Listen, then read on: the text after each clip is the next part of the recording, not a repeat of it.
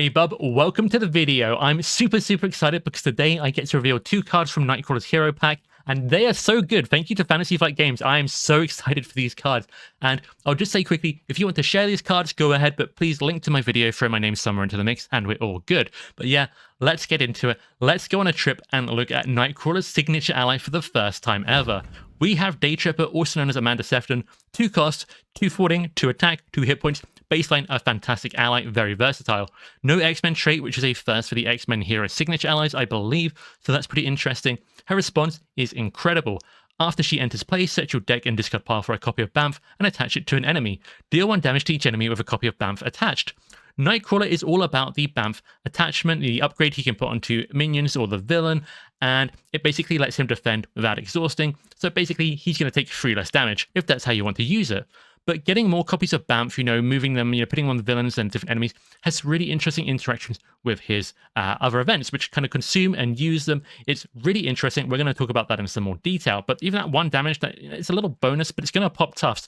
This response is good. It's going to make Nightcrawler's whole game plan around using those Bamfs just so much more consistent. You're going to play her a lot of the time when she comes up. I have no doubt about it. And some builds can even be built around her and bringing her back in. So Nightcrawler, on his alter ego sidekick, Wagner, he can search his deck for a copy of Bamf, add it to his hand. Then once it's discarded, in hero form, Nightcrawler can use his action to spend a resource of any type and get a copy of it from his discard pile back to his hand.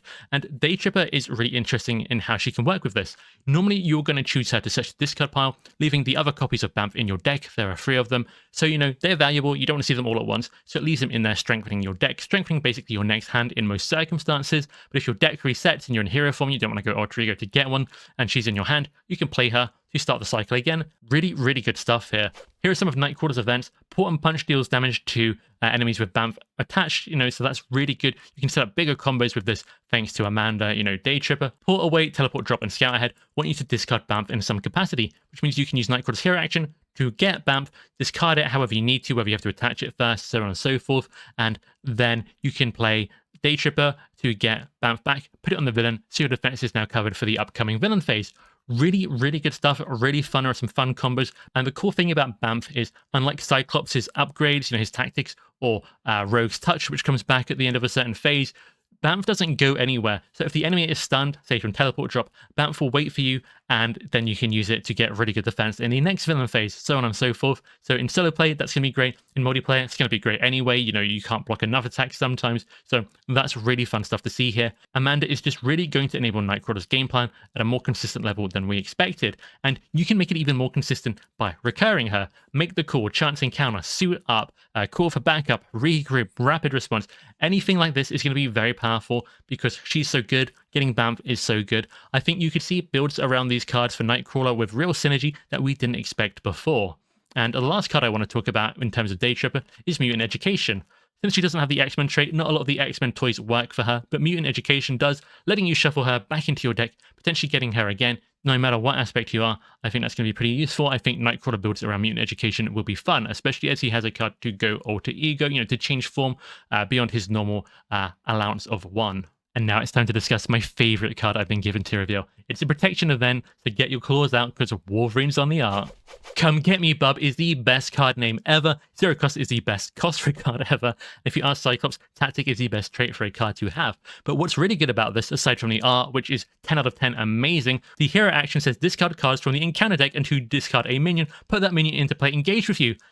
We got minion summoning in protection. This is super exciting for loads of heroes and enables lots of stuff, lots of consistency with existing protection cards, and that is a cost. So you have to find that minion to fulfill the cost, or the rest of the card doesn't happen. When that's all done, heal 3 damage from your identity and give your identity a tough status card. This is fantastic. This is really strong. It's just what protection, likes to do. Armor up, it's going to be health. It doesn't need to go alter ego. It's a really fun way to block attacks without having to use allies or even just exhaust to defend. Really interesting. I absolutely love this. Really good against steady and stalwart villains as well on multiple levels. They're going to be hitting you because they're harder to stop, but then that tough still works against them, no problem. Really like this. The natural comparison is an aggression, looking for trouble, and this is hero action, which is exactly the same. Basically, the wording is slightly different, but I think that it's just to save space on the new card because Come Get Me Bub has a lot of words on it, and it basically says remove free threat from the main scheme.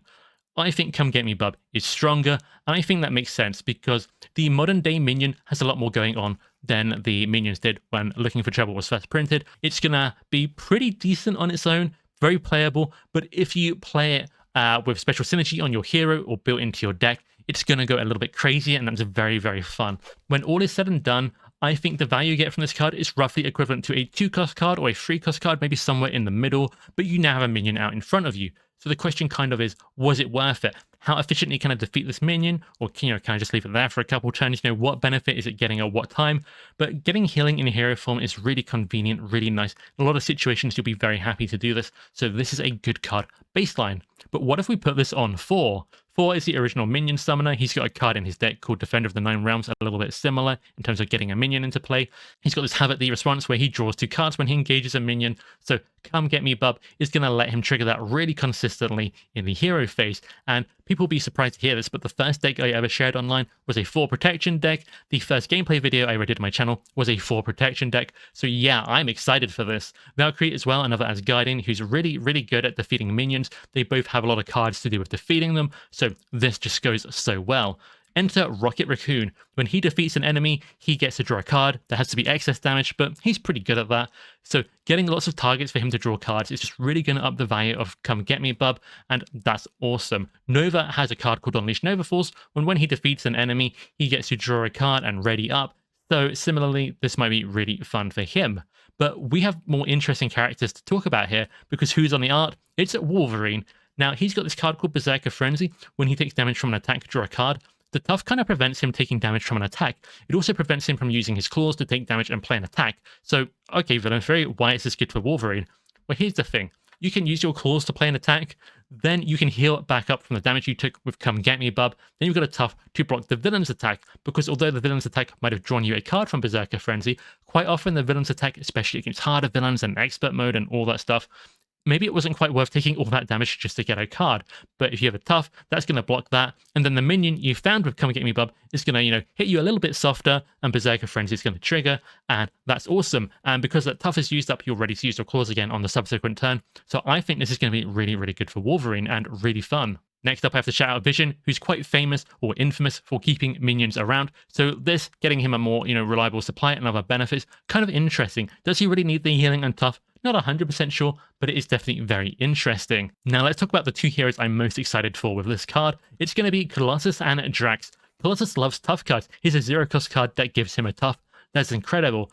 The healing might miss sometimes, he often is, able to stay very healthy, but if you run Taunt, which is a card I have been convinced is actually pretty good for Colossus, you can start to make extra good use of Come Get Me Bub. Drax also likes Taunt. He has a Taunt-like card built into his deck. He wants to get attacked by the villain. That is his whole kind of thing, where he builds up vengeance counters, and that means he will be taking damage. That means he will like toughs to, not take more damage.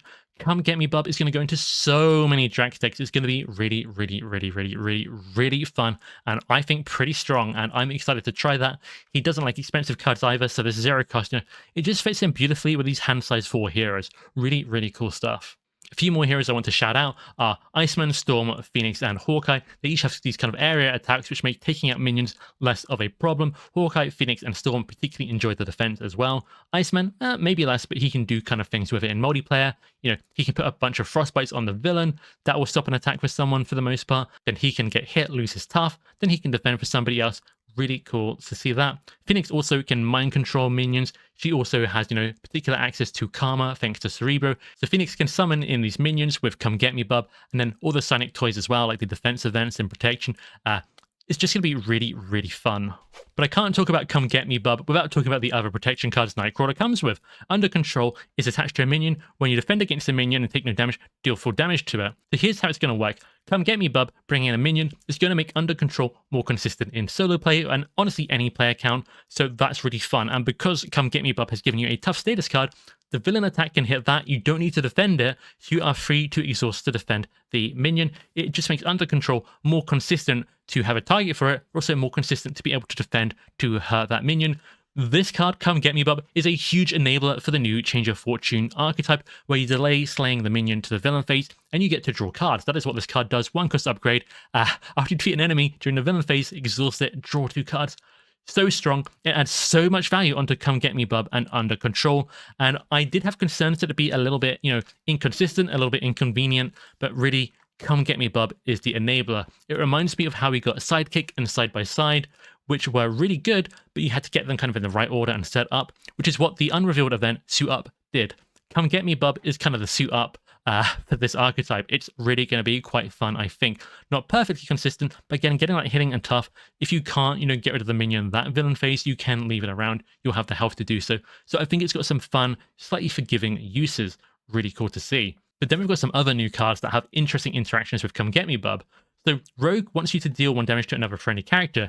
If you choose yourself, you've now got healing with Come Get Me Bub to heal that back up. That's pretty convenient. Gambit also comes with Nightcrawler's pack. He lets you look at the top 3 cards of the encounter deck, and basically he takes one away. So if there's a really scary minion there, he can grab it, tuck it under him, and you're free to Come Get Me Bub and hopefully get a weaker minion. On the other hand, he could see a weak minion, choose to get a different card, and those cards are still in the same order. So you could then use Come Get Me Bub, safe in the knowledge you are getting a weak minion. That's super cool. That's some like next level kind of interaction. I love it.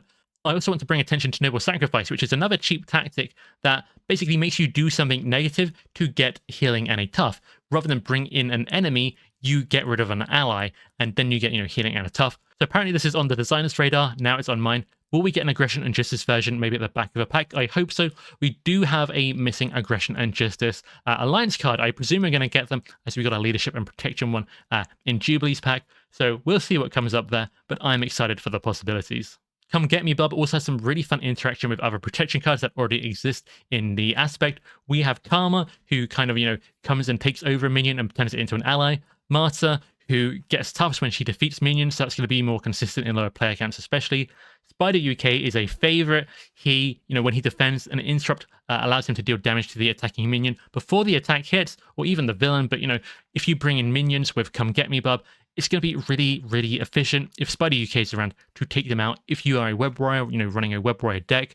Iceman as well, I've talked about him before with Change of Fortune, but just letting those minions you bring in, stunning them, letting you keep them around for longer, safer, it's just going to make the whole Change of Fortune thing much, much more consistent. So I really like this. We also have Taunt, which I already mentioned a little bit here, makes the villain attack you, but you've got a tough. Now, I don't think you'll just run, Come Get Me Bub and Taunt, just play them both side by side. I think you need to be a hero or have some other cards that get value from being attacked and getting toughs and things. But if you do, like maybe Colossus and Drax, it's going to be awesome.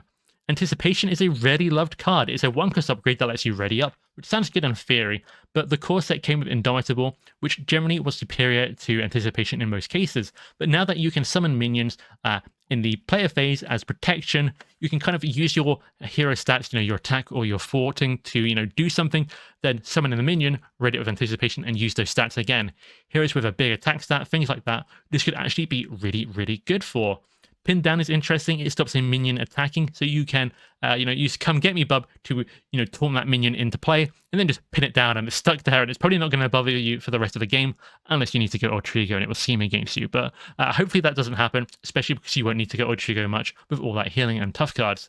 Lastly, I want to shout out Rocket Raccoon. The hero's been mentioned, now the ally's been mentioned. I guess it was his story all along. This is a great ally for Guardians, 3 cost, and he can deal 4 attack to minions specifically with Overkill, which means if you have Rocket on the board and you start to taunt minions into play, then he can deal with them so efficiently, it's going to be really beneficial for you. I really want to actually play Drax the hero and Rocket the hero in multiplayer. Drax can use Come Get Me Bub to get healing and a tough and bring in a minion. Then Rocket can overkill, excess damage the minion, and it's going to be so much fun. What an awesome combo. Love to see some love for the Guardians, but also this is just going to be a really fun card in general for anyone who wants to try the Change of Fortune sort of archetype. Characters retaliate, and just with these tough cards now available from Come Get Me Bub, I'm starting to think characters with lower defense might be able to start taking more advantage of Change of Fortune than I expected, which is really cool to see. Overall, I think this card is a game changer for several heroes and protection. It's going to lead to some really fun builds, make other builds, maybe a bit more consistent that weren't, especially the new Change of Fortune archetype. I've not tried any of these cards, so it's a little bit hard to estimate how it's all going to go, but it looks really, really good and really fun, so I'm very excited. Thank you again to Fantasy Flight Games for letting me reveal these 2 cards. I'm super grateful, and I think they're super amazing, so this was a really easy video to make. I probably talked for too long, maybe too fast, but yeah, really cool stuff. I'm so, so grateful. Thank you guys for watching the video. I hope you enjoy Nightcrawler when he is released, and I'll see you guys in the next video.